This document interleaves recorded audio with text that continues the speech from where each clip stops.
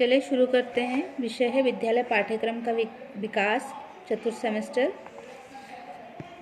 आज हम इसमें विद्यालय पाठ्यक्रम को प्रभावित करने वाले कारकों के विषय में चर्चा करेंगे।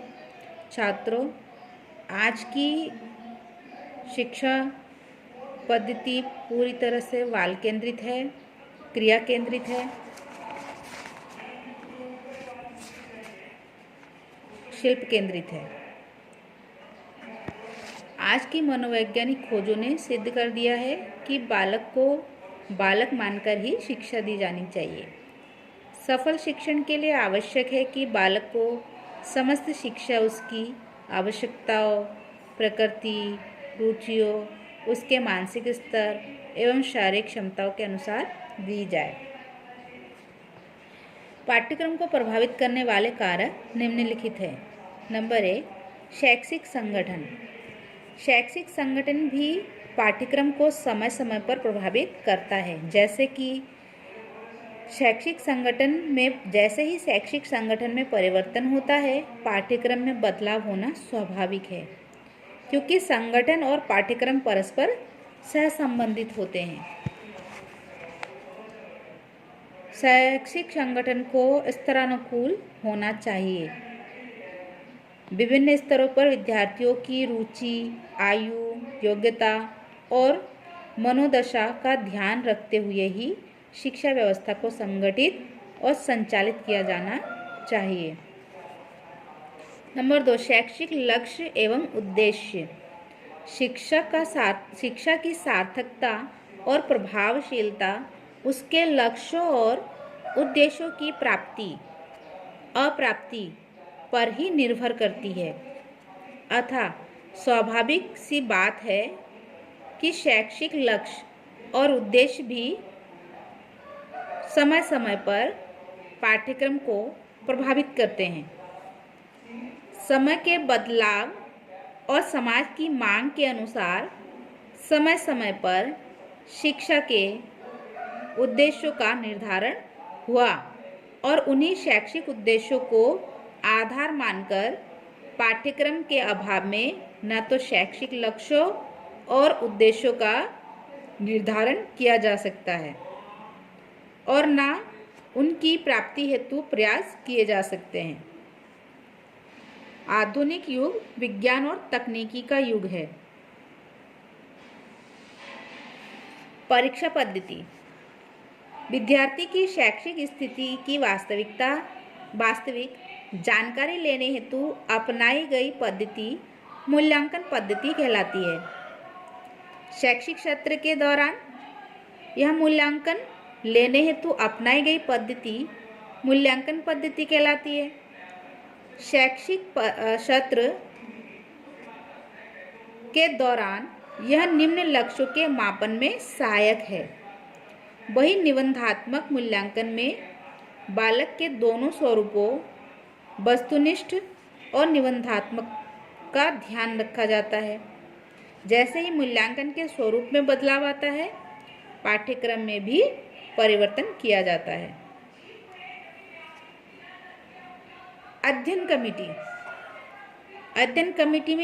अध्ययन कमेटी से हमारा अभिप्राय उस कमेटी से है जो विभिन्न स्तरों और कक्षाओं हेतु निर्धारित पाठ्यक्रम का खाका तैयार करती है। इस निर्धारित खाके के आधार पर विभिन्न स्तरों का पाठ्यक्रम तैयार किया जाता है। परिवर्तन और आवश्यकताओं के आधार पर पाठ्यक्रम में सुधार और संशोधन का कार्य भी इसी कमेटी के द्वारा किया जाता है। निस्संदेह पाठ्यक्रम पर कमेटी का प्रभाव पड़ता है। सामाजिक परिवर्तन प्रकृति का नियम है।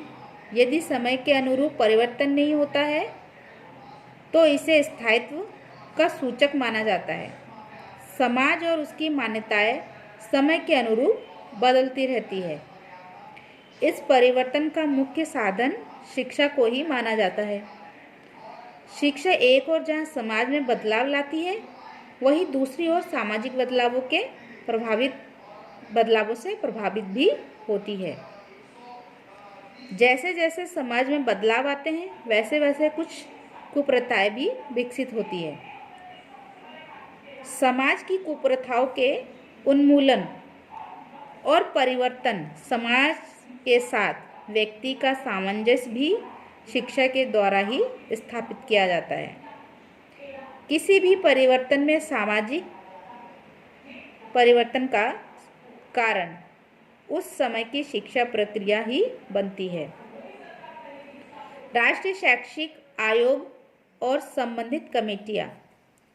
राष्ट्रीय शैक्षिक आयोग का संगठन सरकार के द्वारा शैक्षिक अवस्थाओं को दूर करने हेतु किया जाता है।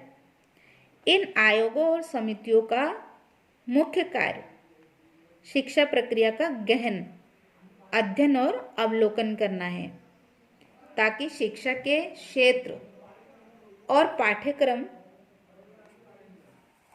में निहित अनेक कमियों और समस्याओं का निराकरण किया जा सके। शासन व्यवस्था। हमारे राष्ट्र की शासन व्यवस्था प्रजातांत्रिक है, जिसमें जनता के लिए और जनता के द्वारा शासन चुने जाते हैं।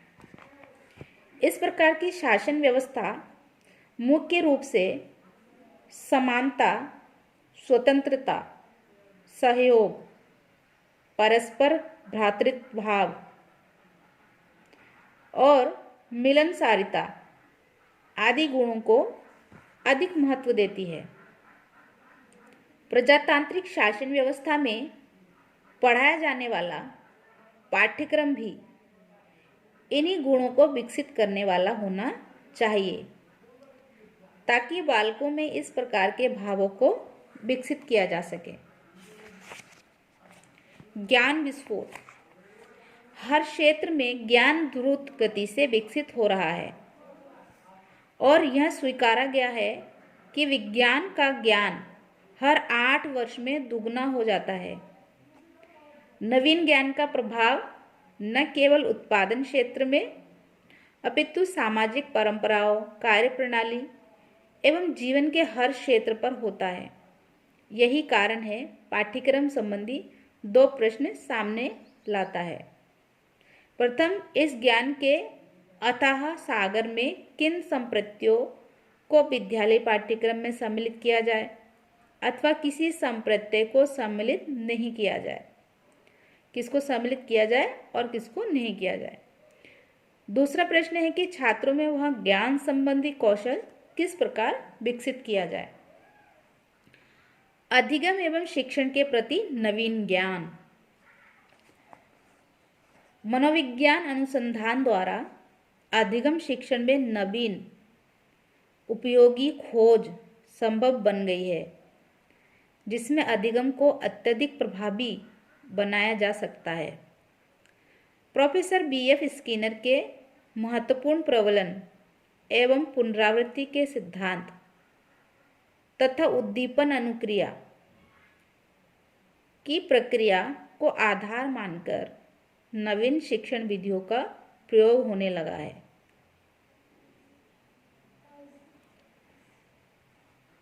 अभिक्रमित अधिगम तथा गणक सहायक निर्देशन के इसके उदाहरण हैं। इनका प्रभाव शिक्षण विधि एवं शिक्षक के कार्य दोनों पर होता है और अधिगम प्रभावी बन जाता है। जनसंख्या विस्फोट। इन प्रमुख कारकों के अतिरिक्त भी कुछ अन्य कारक है। जनसंख्या वृद्धि का प्रभाव विद्यालयों पर अधिक हुआ है और प्रत्येक कक्षा में भिन्न भिन्न योग्यता, रुचि एवं अभिरुचि के छात्र एक कक्षा में आते हैं। उनकी आवश्यकता अनुसार पाठ्यक्रम को क्रमबद्ध करना एक जटिल कार्य है, किंतु यह महत्वपूर्ण भी है। अन्य कारक जो पाठ्यक्रम और उसके स्वरूप को प्रत्यक्ष या परोक्ष प्रभावित करते हैं, इन प्रभावी कारकों को बालक के निजी कारक भी कह सकते हैं। इन कारकों को मुख्य रूप से बालक का परिवार, उसका समाज, उसका विद्यालय उसका भावी जीवन और उससे संबंधित जीवन मूल्य आते हैं। सामाजिक रीतियाँ और सामाजिक मूल्य भी इसका एक अंग माने जाते हैं। बालक के संबंधित परिवेश और उसकी प्रशासनिक व्यवस्था भी इसकी एक प्रमुख तत्व मानी जाती है। छात्रों, उपरोक्त विवेचन से स्पष्ट है कि पाठ्यक्रम परिवर्तनशील है, जो समय समय पर विभिन्न कारकों से प्रभावित होकर परिवर्तित होता रहता है।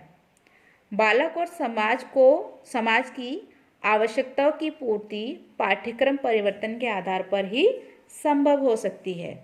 आज की वीडियो में इतना ही। धन्यवाद।